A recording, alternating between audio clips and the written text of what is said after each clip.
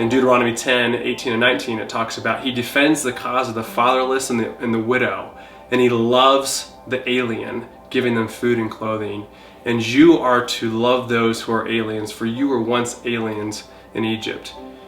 And what was so convicting to me about that is I grew up knowing how much God loved and cared for and called us to love the orphan and the widow, but in the very same sentence he calls us to love and take care of the alien and the refugee, and that I never saw that heart of God before.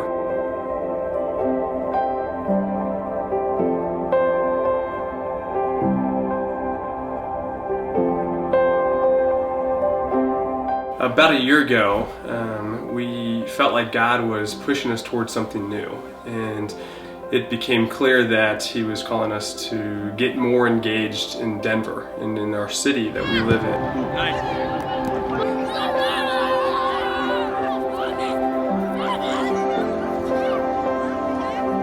We got the advice that the refugee population was some of the most underserved. Not only is there a huge refugee population in Denver, but more are coming in, yearly, and there's just not the resources needed to help them.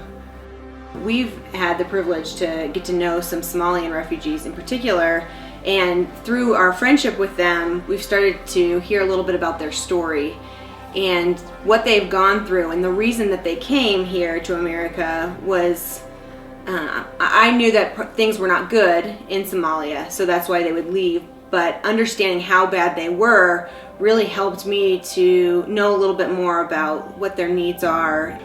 It hurts more to learn how poor we've been at being neighbors.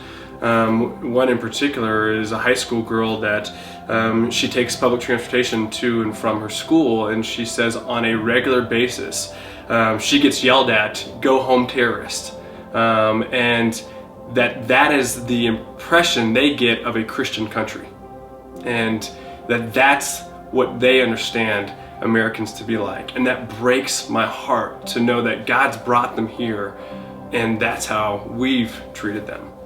We really have the unique opportunity to be a light in a lot of darkness that they've experienced throughout their life, especially, like the older people who came over here.